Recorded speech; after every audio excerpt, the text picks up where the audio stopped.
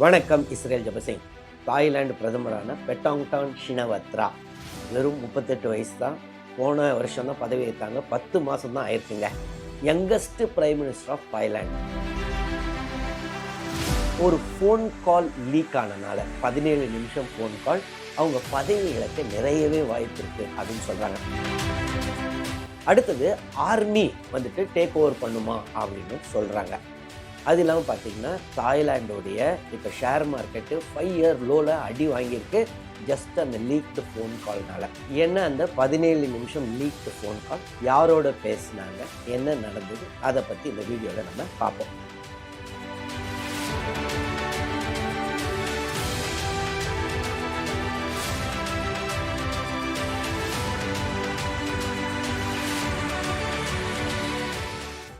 முதலாவது பார்த்தீங்கன்னா தாய்லாந்து யாரெல்லாம் பார்டர் பண்ணியிருக்காங்க அப்படின்னா, ஒன்று மியான்மர், இன்னொரு சைடு பார்த்தீங்கன்னா லாவோஸ் இருக்கும். Western side Myanmar, eastern side Laos இருக்கும், கம்போடியா இருக்கும், சதர்ன் சைடு பார்த்தீங்கன்னா மலேசியா இருக்கும். ஸோ ஒரு 4 கண்ட்ரியை பார்டர் பண்ணியிருப்பாங்க.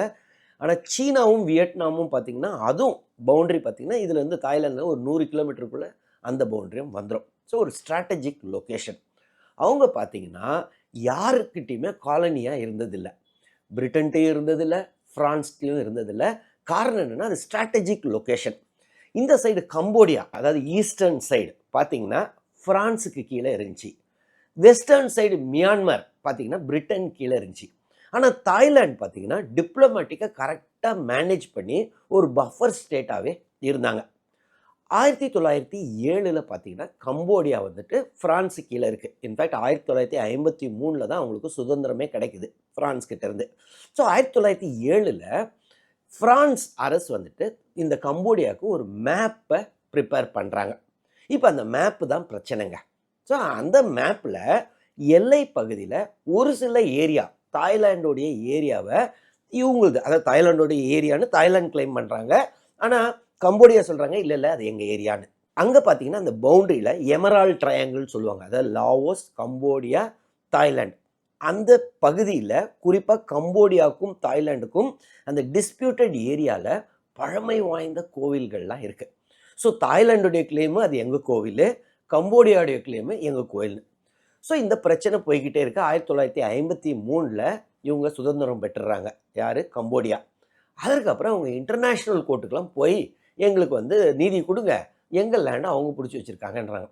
ஸோ இன்டர்நேஷ்னல் கோர்ட்டும் கம்போடியாவுக்கு ஆதரவு தான் கொடுக்குறாங்க.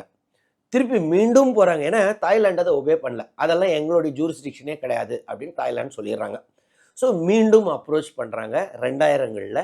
அப்போவும் தாய்லாண்டுடைய ஸ்டாண்டு இது பைலாட்ரலாக தான், நாங்கள் 2 பேரும் பேசி தீர்த்துப்போம், இதுக்கு உங்களுக்கு வேலை கிடையாது அப்படின்றாங்க.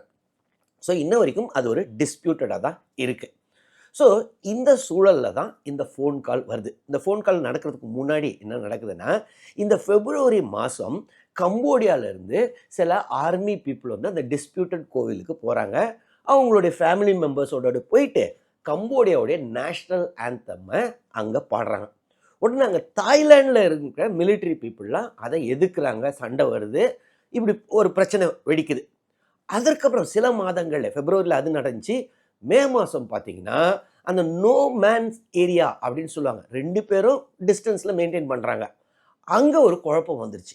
ஸோ 2 சைடும் துப்பாக்கி சூடு நடத்துகிறாங்க. அதில் கம்போடியாவை சேர்ந்தவர் ஒருத்தர் இறந்துறாரு, ஒரு சோல்ஜர். ஸோ இது மிகப்பெரிய பதட்ட நிலைக்கு கொண்டு போயிடுச்சு. கம்போடியாவை பொறுத்தவரை தாய்லாண்டு கிட்ட இருக்கிறது powerful army, powerful air force, powerful navy. Cambodia வந்து ரொம்ப எக்கனாமிக்கலி வீக்கர் கண்ட்ரி தாய்லாண்டை கம்பேர் பண்ணும்போது. தாய்லாண்டு பயங்கரமாக இன்வெஸ்ட் பண்ணுறாங்க.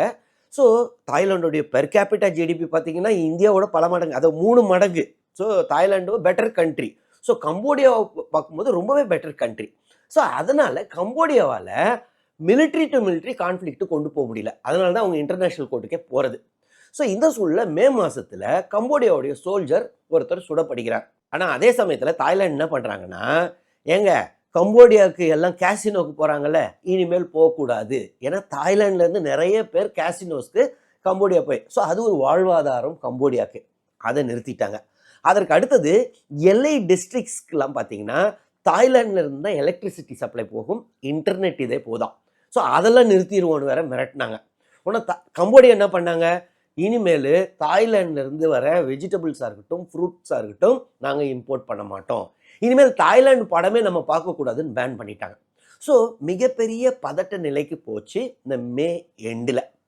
ஸோ இந்த சூழலில் தான் பார்த்தீங்கன்னா பெட்டாங்டான் ஷினவத்ரா தாய்லாண்டோடைய பிரதமர் அவங்களுடைய ஒரு ஃபோன் கால் லீக் ஆயிடுச்சுங்க.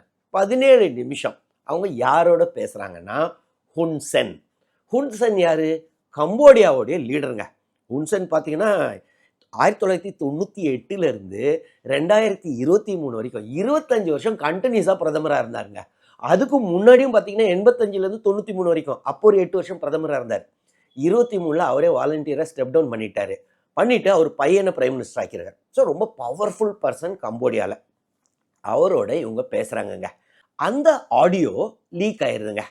அவர் என்ன சொல்கிறாருன்னா உடனடியாக ஹுன்சென், நான்லாம் லீக் பண்ணலங்க, நான் ஒரு 80 பேருக்கு அனுப்பிச்சேன் கம்போடியாவில், அதில் யாராவது ஒருத்தர் லீக் பண்ணியிருப்பாங்க அப்படின்னு சொல்லிட்டு அவருடைய அஃபிஷியல் ஃபேஸ்புக் பேஜில் அவரே அந்த 17 நிமிஷம் ஆடியோவை அவரே போஸ்ட் பண்ணிட்டாருங்க. சரி, என்னதாங்க அப்படி பேசுனாங்க? பார்த்தீங்கன்னா பேசின விஷயம் ரொம்ப பெருசாக இல்லைனாலும் இப்போ தாய்லாண்டே புரட்டி போட போகுது, ஆட்சி மாற்றம் நடக்க போகுது அப்படின்றாங்க. என்ன பேசுனாங்க? இவங்க பார்த்தீங்கன்னா ஃபர்ஸ்ட் அங்கிள் அப்படின்னு ஆரம்பிக்கிறாங்க. ஏன் அங்கிள்னு கூப்பிடுறாங்க ஹுன்சென்னா? ஹுன்சென்னும் இவங்களுடைய அப்பா தக்ஷின் ஷினவாத்ரா வந்து ஒரு காலத்தில் தாய்லாண்டோடைய பிரதமராக இருந்தார். ஒரு கட்டத்தில் அவருக்கும் மிலிட்ரிக்கும் பிரச்சனை வருது, அதனால நாட்டை விட்டு ஓடி போயிடுறாரு. ஸோ அவரும் இவரும் ரொம்ப காலமாக ஃப்ரெண்ட்ஸு. யார்? ஹுன்சென்னும் தக்ஷின் ஷினவாத்ராவும். அவங்க என்ன சொல்லியிருப்பாங்கன்னா, நாங்கள் 2 பேரும் அண்ணன் தம்பிங்க அப்படின்னு சொல்லியிருப்பாங்க. அதனால ஃபேமிலி ஃப்ரெண்ட்ஸ் 2 பேரும். அதனால தான் இவங்க அங்கிள்னு ஆரம்பிக்கிறாங்க. அங்கிள், நீங்கள் இந்த நடக்கிறதெல்லாம் பிரச்சனையா எது? இந்த எல்லை பகுதியில் இவ்வளோ பிரச்சனை வந்துச்சுல, ஒருத்தர் இறந்தார்ல அந்த கம்போடியாவுடைய சோல்ஜர். ஸோ அந்த டைமில் தான் அநேகமாக பேசியிருக்க வாய்ப்பு இருக்குது அப்படின்னு சொல்கிறாங்க. உடனே இவங்க என்ன சொல்கிறாங்கன்னா, அங்கிள் நீங்கள் கூலாக இருங்க, உங்களுக்கு வேண்டியது என்னவோ என்கிட்ட சொல்லுங்கங்க. சி, இந்த நார்த் ஈஸ்ட் பகுதியில், அதாவது அவங்களுடைய நார்த் ஈஸ்ட் பகுதின்றது எல்லை பகுதி, கம்போடியாவுக்கும் இவங்களுக்கும் இருக்கிற எல்லை பகுதி. இந்த நார்த் ஈஸ்ட் பகுதியில் இருக்கிற ஒரு லெஃப்டினன்ட் கர்னல், அவர் பேரையும் சொல்கிறாங்க. அவர் வந்து கொஞ்சம் சைல்டிஷாக இருக்கிறாரு. அவர் வந்துட்டு ஏதோ கூலாக ஆக்ட் பண்ணுறான்னு ஏதோ இது பண்ணிக்கிட்டு இருக்காரு. ஸோ அதெல்லாம் கண்டுக்காதீங்க, உங்களுக்கு வேணும்னா என்கிட்ட சொல்லுங்கள், நான் சால்வ் பண்ணிடுறேன் ப்ராப்ளத்தை அப்படின்னு சொல்கிறாங்கங்க. ஸோ இதுதான் ஹைலைட்டே. ஸோ இப்போ பார்த்தீங்கன்னா தாய்லாண்டில் என்ன சொல்கிறாங்க மக்கள் பெரும்பாலானவர் என்னென்னா, அது எப்படி நம்மளுடைய ஆர்மியோடைய லெஃப்டினன்ட் கர்னலை, அவர் நம்ம நாட்டுக்காக தானே போராடுறாரு. ஸோ நம்ம நாட்டுக்காக போராடுறவரை இவங்க எப்படி அவர் பண்ணுறது சரியில்லை, உங்களுக்கு வேணும்னா என்கிட்ட ஃபோன் பண்ணுங்க அப்படின்னு சொல்கிறாங்களே, அது தப்பு தானே அப்படின்னு சொல்லி அதனால் நீங்கள் பதவி இறங்க வேண்டும்னு சொல்கிறாங்க. அது இல்லாமல் இவங்களுடைய கோலிஷன் கவர்மெண்ட் தான் வச்சுருக்காங்க. ஏற்கனவே ஒரு கோலிஷன் பார்ட்டி வித்ட்ரா பண்ணிட்டாங்க. இப்போயும் ரொம்ப இது மொத்தம் 500 மெம்பர்ஸ் அங்கே, இப்போ 255 இருக்குது. ஆனால் இன்னொரு கோலிஷன் பார்ட்டியும் வித்ட்ரா பண்ண நிறையவே வாய்ப்பு இருக்குது அப்படின்னு சொல்கிறாங்க. ஏன்னா இவங்க வந்துட்டு எப்படி நம்மளுடைய சாவரன்ட்டியை காம்ப்ரமைஸ் பண்ணலாம், இந்த மாதிரி இன்னொரு நாட்டு தலைவரோட இப்படி பேசலாமா, அதுவும் நம்மளுடைய எல்லை பகுதிக்கு இவங்க பரம எதிரியோட அங்கிள் நான் வேணா நீங்கள் சொல்கிறதெல்லாம் செய்கிறேன்னு சொல்கிறது தப்பு இல்லையா அப்படின்னு சொல்லி அங்கே பெரிய போராட்டம் வெடிச்சிருக்கு தாய்லாண்டில். இன்னொரு முக்கியமான விஷயம், இவங்க அந்த லெஃப்டினன்ட் கர்னல் ஒருத்தர் கூலாக ஹேண்டில் பண்ணுறாருன்னு நினச்சிக்கிட்டு ஒரு சொதப்புறாருன்னு சொன்னாங்களே, அது வந்து இப்போ ஆர்மியை ரொம்பவே கோவப்படுத்திடுச்சின்னு சொல்கிறாங்க. தாய்லாண்டை பொறுத்தவரை ஆர்மி ரொம்ப ரொம்ப ரொம்ப பவர்ஃபுல்லுங்க. அவங்க ஏகப்பட்ட முறை இராணுவத்தை வச்சு ஆட்சியை பிடிச்சிருக்காங்க. ஸோ இப்போ இராணுவத்தை வேற பகைச்சிக்கிட்டாங்க. ஸோ உடனடியாக பெட்டாங்டான் ஷினவாத்ரா தாய்லாண்டோடைய பிரதமர் இந்த ஆடியோ லீக் ஆன உடனே ப்ரெஸ் கான்ஃபரன்ஸை கூப்பிட்டுட்டு மக்கள்கிட்ட நான் மன்னிப்பு கேட்டுக்கிறேன், ஆனால் நான் தப்பு பண்ணலைங்க, நான் டிப்ளமேட்டிக்காக இப்படி தாங்க பேசுவாங்க, உலகத்தில் எல்லா நாடுகளும் அடுத்த நாட்டு தலைவர்களோட இப்படி பேசிப்பாங்க, அதை எனக்கு தெரியாது, இந்த மாதிரி ஹுன்சென் வந்துட்டு இதெல்லாம் ரெக்கார்ட் பண்ணுவாருன்னு, இந்த மாதிரி ரெக்கார்ட் பண்ணி இந்த மாதிரி லீக் பண்ணுறது ரொம்ப ரொம்ப தப்பு, நான் வந்துட்டு ஒரு டிப்ளமேட்டிக்காக பேசி சும்மா சமாதானப்படுத்துகிற மாதிரி சமாதானப்படுத்தினா நம்ம நாட்டு நன்மைகளை நம்ம பார்த்துட்டு போகலான்னு தான் நான் இருந்தேன். ஆனால் அவர் இந்த மாதிரி வேணும்னு தான் பண்ணியிருக்காரு, நம்ம நாட்டுடைய ஒற்றுமையை கெடுக்கிறதுக்காக ஆர்மிக்கும் சிவிலியன் கவர்மெண்ட் பிரைம் மினிஸ்டருக்கும் பிரச்சனையை உண்டு பண்ணால் இதை வச்சு அவங்க குளிர் காயலான்னு பார்க்குறாங்க. ஸோ நம்ம ஒற்றுமையை இழக்கக்கூடாது, நான் பொதுமக்கள்கிட்ட மன்னிப்பு கேட்குறேன் அப்படின்னு சொன்னாங்க. அடுத்தது இமீடியட்டாக கம்போடியாவுடைய அம்பாசிடரை கூப்பிட்டு ஸ்ட்ராங்காக நீங்கள் பண்ணது தப்புன்னு ஒரு லெட்டர் கொடுத்துட்டாங்க. அதுக்கு அடுத்தது அவங்க நேரா நார்த் ஈஸ்ட்டுக்கு கிளம்பி போய், அவங்களுடைய நார்த் ஈஸ்ட்ல போய், அந்த ஒரு லெஃப்டினன்ட் கர்னல அவர் ரொம்ப கூலா ஹேண்டில் பண்றாரு, ஒழுங்கா பண்ணலன்னு இவங்க ஹுன்சென்ட்ட சொன்னாங்களே. ஸோ அவரோட போய் கொஞ்சம் பேச்சுவார்த்தை பண்றாங்க. அதுக்கப்புறம் 2 பேரும் வெளியில வந்து, "ஒரு பிரச்சனையும் இல்ல" அப்படின்னு பேட்டி குடுக்குறாங்க. ஸோ ஆர்மியை பொறுத்தவரை அங்க ரொம்ப ரொம்ப பவர்ஃபுல்லு. பலமுறை ராணுவ புரட்சி செய்து ஆட்சியை பிடித்திருக்கிறார்கள். அது இல்லாம ஒரு கான்ஸ்டிடியூஷனல் கோர்ட்ன்னு வேற ஒண்ணு வச்சிருக்காங்க. அதுல பார்த்தீங்கன்னா, ஆர்மியோட இன்ஃப்ளூயன்ஸ் தான் ஜாஸ்தி. அவங்க நெறைய பிரதமர்கள டிஸ்மிஸ் பண்ணிருவாங்க. நெறைய பொலிட்டிக்கல் பார்ட்டி, நீங்க எவ்வளோதான் மெஜாரிட்டி இருந்தாலும் பொலிட்டிக்கல் பார்ட்டிய டிசால்வ் பண்ணி விட்டுருவாங்க. அந்த கான்ஸ்டிடியூஷனல் கோர்ட்டோடைய வர்டிக்ட்ல. ஸோ இப்ப பார்த்தீங்கன்னா, அவங்க ராணுவத்த பகைச்சிருக்காங்க.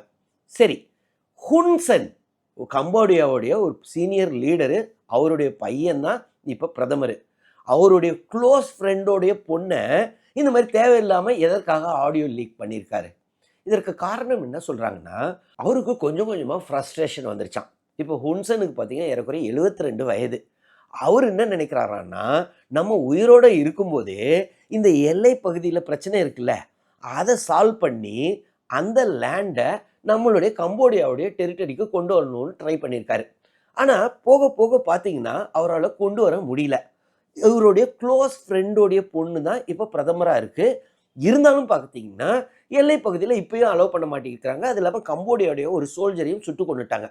அதனால அந்த ஃப்ரஸ்ட்ரேஷன்ல என்ன பண்ணியிருக்காருன்னா, இதுக்கு மேல அவருக்கு நம்பிக்கை போயிருச்சாம். அதனால இந்த ஆடியோ லீக் பண்ணி விட்டுட்டா, அட்லீஸ்ட் தாய்லாந்துக்குள்ள ஒரு பெரிய குழப்பம் வரட்டும். ஆர்மியும், பிஎம்மும் அடிச்சுக்கிட்டோம். நம்ம சந்தோஷமா இருப்போம். அப்படின்னு சொல்லி தான் இத ரிலீஸ் பண்ணாராம். அது இல்லாம பார்த்தீங்கன்னா, அடுத்து ஒரு மெசேஜ் வேற போட்டிருக்காரு. எங்க நாட்டை பொறுத்தவரை மிலிட்டரி, சிவிலியன் கவர்ன்மெண்ட் கீழ தான் இருக்கும். தாய்லாந்துல தான் பார்த்தா பிரதமருக்கு கீழ ஆர்மி இல்ல போல அப்படின்னு. ஏன்னா, அந்த ஆடியோல என்ன சொல்லியிருப்பாங்க, அவங்க ஒழுங்கா இல்ல, என்னுடைய கண்ட்ரோல்ல இல்லன்ற மாரி இன்டைரக்ட்டா இண்டிகேட் பண்ணியிருப்பாங்க. அவங்க சரியில்ல, அவர் கூலா ஆக்ட் பண்றான்னு ஏதோ சொதப்பிக்கிட்டு இருக்காருன்னு அந்த லெப்டினன்ட் கர்னல இவங்க கமெண்ட் பண்ணியிருப்பாங்க. ஸோ அத கிரிட்டிசைஸ் பண்ற மாரி மேலும் ஒரு கமெண்ட் வேற இந்த மாரி போட்டிருக்காரு. ஸோ என்னை பொறுத்தவரை ஹுன்சென் அவ்வளோ ஒரு சீனியர் லீடர்ன்றவரு ரொம்ப இம்மெச்சூரா பிஹேவ் பண்ணியிருக்காரு. ஸோ இதற்கு அப்புறம் பார்த்தீங்கன்னா, வேற எந்த நாட்டு தலைவர்களாவது அவரோட பேசுவாங்களா? ஒருத்தர் பேசுறாங்கன்னா, அது அவங்களுக்கு தெரியாம ரெக்கார்ட் பண்ணிக்கிட்டு, இது பிளாக்மெயில் பண்ற மாரி தானே இருக்கு.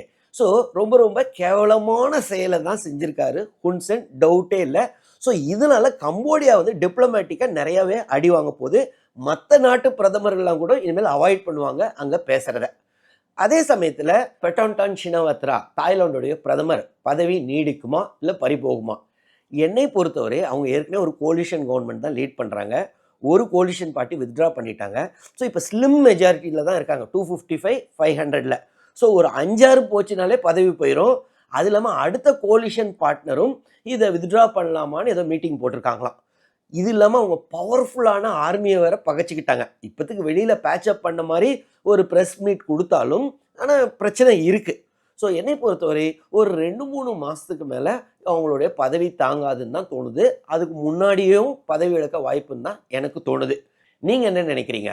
அவங்க பதவி பறிபோகுமா? இல்ல பிரதமரா நீடிப்பாங்களா? அது இல்லாம இந்த ஹுன்சென் பண்ணாரே, இவங்களுக்கு தெரியாம ஆடியோவ ரெக்கார்ட் பண்ணிட்டு இப்ப லீக் பண்ணது. அவர பத்தி நீங்க என்ன நினைக்கிறீங்க? இத பத்திலாம் நீங்க கமெண்ட்ஸ்ல எழுதுங்க.